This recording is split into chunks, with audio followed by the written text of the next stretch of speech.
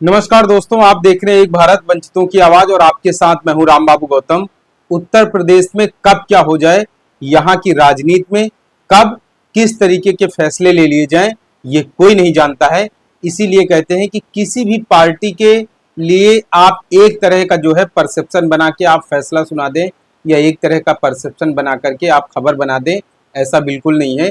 उत्तर प्रदेश में हमेशा जो है कुछ इस तरीके के फैसले हो जाते हैं जो जनता को हैरान कर देते हैं और अचंभित कर देते हैं। अब इसी तरह की एक और खबर आ रही है, बहुजन समाज पार्टी और समाजवादी पार्टी जो है वो मिल करके 2027 का विधानसभा चुनाव लड़ सकते हैं और ये दावा किया गया है समाजवादी पार्टी की एक बहुत बड़े दिग्गज सांसद की तरफ से। और वो सांसद जो हैं वो बहुजन समाज पार्टी का भी हिस्सा रह चुके हैं, बसपा के भी सांसद रह चुके हैं, बहन जी के काफी करीबी हैं, विश्वास पात्र हैं। मैं बात कर रहा हूं अफजाल अंसारी की, मुख्तार अंसारी के बड़े भाई, गाजीपुर से सांसद, जो 2019 के लोकसभा चुनाव में बसपा से सांसद चुने गए थे और इस बार 2024 के लोकसभा चुनाव में समाजवादी पार्टी से सांसद चुने गए हैं। लेकिन अफजाल अंसारी के बारे में कहा जाता है कि वो बसपा और सपा दोनों के काफी ज्यादा करीब रहते हैं और दोनों पार्टियों के जो शीर्ष नेतृत्व है उसके काफी करीब माना जाता है अफजाल अंसारी को। तो अफजाल अंसारी ने जो बयान दिया है वो दरअसल मेन स्ट्रीम मीडिया में जो है वो बहुत ज्यादा सुर्खियों में बना हुआ है। अफजाल अंसारी ने ऐसी बड़ी बात कह दी है जिसको लेकर के सियासी सुर्खियां बनी हुई हैं। अफजाल अंसारी का कहना है, उनका दावा है कि 2027 में जब उत्तर प्रदेश में विधानसभा के चुनाव होंगे तो सपा और बसपा दोनों मिलकर के एक साथ चुनाव लड़ेंगी और गठबंधन दोनों के लिए बहुत ज्यादा जरूरी है। क्योंकि अफजाल अंसारी का मानना है कि 2022 में ही भाजपा के खिलाफ प्रचंड लहर थी, भाजपा के खिलाफ सत्ता विरोधी लहर थी। समाजवादी पार्टी ने अकेले चुनाव लड़ा, छोटे छोटे दल उसके साथ जरूर थे, ओम प्रकाश राजभर से लेकर के संजय चौहान से लेकर के महान दल से लेकर के और कई सारे छोटे छोटे जयंत चौधरी थे, छोटे छोटे दल उनके साथ आए, लेकिन सफलता नहीं मिली। इसलिए अफजाल अंसारी को अब लग रहा है कि अगर इस बार उत्तर प्रदेश में गठबंधन करके चुनाव नहीं लड़ा गया तो जो है बहुत बड़ा नुकसान हो सकता है, वो सपा को भी होगा और बसपा को भी होगा। तो अफजाल अंसारी के हवाले से ये खबर है कि सपा और बसपा दोनों मिल करके एक साथ चुनाव मैदान में उतर सकते हैं 2027 के।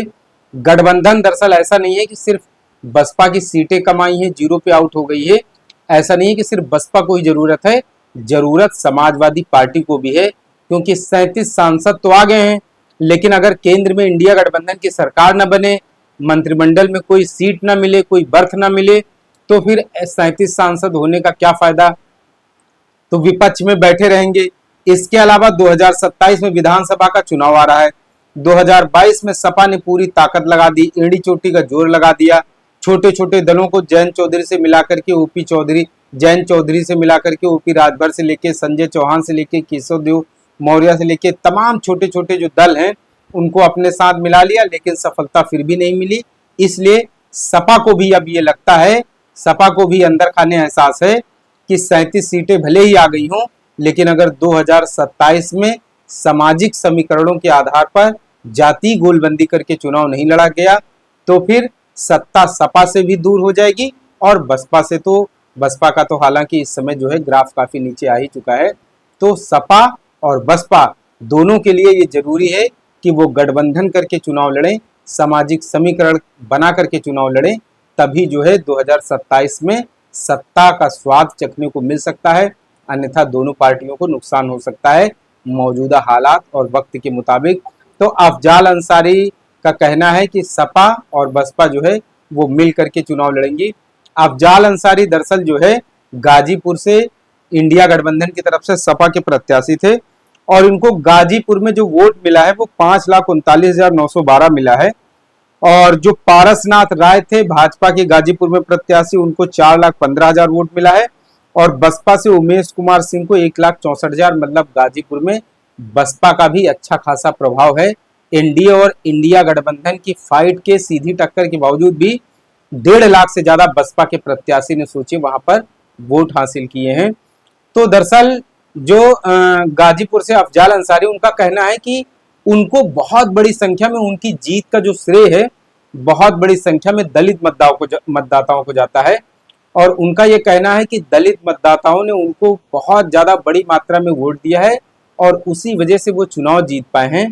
तो गाजीपुर लोकसभा सीट पे दलित, मुस्लिम और ओबीसी का जो अति पिछड़ा और पिछड़ा वोटर है वो अफजाल अंसारी के साथ रहा, जिसकी वजह से उनको जो है चुनाव में जीत मिली। गाजीपुर के अगर जाति समीकरण की बात की जाए तो यहाँ पर गाजीपुर में करीब 43% के आसपास पिछड़ी जातियां हैं और अन्य पिछड़ी जातियां हैं। इसके अलावा करीब 12.5% जो है वो मुस्लिम आबादी है। और SC/ST आबादी की बात की जाए तो करीब 21% के आसपास आबादी है। और जो फॉरवर्ड क्लास है उसकी करीब 17% आबादी है।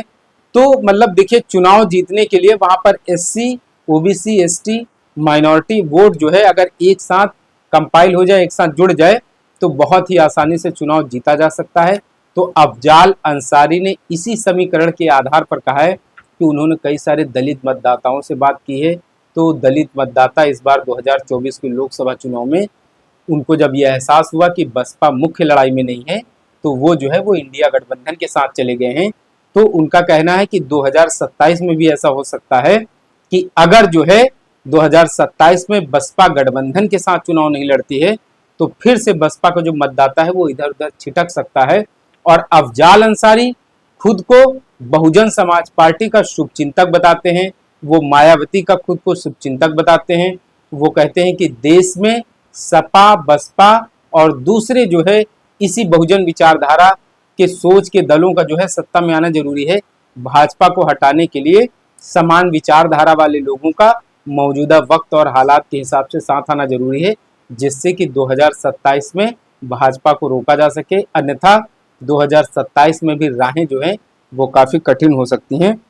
तो फिलहाल जो है अफजाल अंसारी 2027 में सपा और बसपा गठबंधन को लेकर के काफी ज्यादा आश्वस्त हैं। अफजाल अंसारी का कहना है कि अब जो है केवल नेताओं को फैसला लेना है, समाज के लोग तो फैसला ले चुके हैं। समाज जो है जिसमें SC/ST, OBC और अति पिछड़े वर्ग के लोग आते हैं, उन्होंने मन बना लिया है, बहुजन समाज ने मन बना लिया है कि 2027 में भाजपा को उत्तर प्रदेश से हटाया जाए।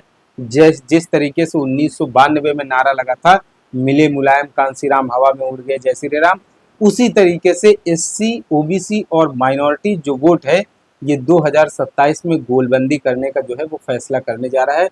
अब जो है तीसरी बार यहां से भाजपा के लिए मुसीबत हो सकती है अगर सभी समान विचारधारा के लोग एक साथ आकर के फैसला लेते हैं, चुनाव लड़ते हैं। तो इससे जो है वो यहाँ पर जो है सपा और बसपा जो है वो जीत सकती है। फिलहाल अफजाल अंसारी जो है इस समय 2024 का लोकसभा चुनाव जीते हैं। अफजाल अंसारी जो है वो सपा के इस समय सांसद हैं, लेकिन अफजाल अंसारी अपनी जीत से उतना ज्यादा खुश नहीं है जितना कि वो 2027 में विधानसभा में जो होने वाले चुनाव हैं उसको लेकर के चिंतित हैं। अफजाल अंसारी का मानना है कि उन्होंने तो सिर्फ एक लोकसभा चुनाव की सीट जीती है, लेकिन अगर 2027 का जब तक विधानसभा का चुनाव नहीं जीता जाएगा तब तक इस तरीके की जीत के कोई मायने नहीं है, क्योंकि 27 में उत्तर प्रदेश में सत्ता परिवर्तन जो है वो बहुत ज़्यादा जरूरी है, तभी सही मायने में ये बहुजनों की जीत होगी। फिलहाल अभी जो है बसपा की तरफ से ऑब्जर्वेशन आकलन किया जा रहा है। 2024 में जिस तरीके से बसपा को जो है सियासी नुकसान हुआ है उसका बसपा भी आकलन कर रही है। समाजवादी पार्टी भले ही इस चुनाव में 37 सीटें जीत चुकी है, लेकिन 2022 में वो भी बुरी तरह से जो है वो पस्त हो चुकी है। अब जो है समाजवादी पार्टी के पास मौजूदा वक्त में इस समय कांग्रेस के अलावा कोई जो है बड़ा दल नहीं है। उसके पास जो दूसरे दल थे OP राजभर से लेकर के जयंत चौधरी तक वो NDA में चले गए हैं। तो इसलिए कांग्रेस सपा के पास भी गठबंधन करना एक तरीके से मजबूरी है। तो 2027 के चुनाव को लेकर के देखना है कि क्या फैसले लिए जाते हैं। फिलहाल गठबंधन करने से सपा और बसपा दोनों को फायदा हो सकता है। तो अभी हालांकि चुनाव में वक्त बहुत ज़्यादा है, लेकिन 2027 को लेकर के तैयारियां अभी से शुरू हो गई हैं, क्योंकि उत्तर प्रदेश का जो चुनाव है वो दिल्ली के लिए और आने वाले अगला जो लोकसभा चुनाव होता है उसके लिए बहुत ज़्यादा जरूरी होता है। तो एक तरीके से कहा जाता है कि जब एक लोकसभा का चुनाव खत्म हो जाता है तो उत्तर प्रदेश में दूसरे लोकसभा की चुनाव तैयारी जो है वो शुरू हो जाती है। फिलहाल बसपा भी समीक्षा कर रही है, सपा भी समीक्षा कर रही है। 2027 को लेकर के कोई बड़ा फैसला हो सकता है। आने वाले दिनों में तस्वीरें जो है वो पूरी तरीके से साफ हो जाएंगी। आपसे अपील है, एक भारत को शेयर और सब्सक्राइब करते रहें, जिससे कि शोषितों, पीड़ितों, वंचितों और मजलूमों की आवाज़ को सत्ता तक पहुंचाया जा सके। धन्यवाद।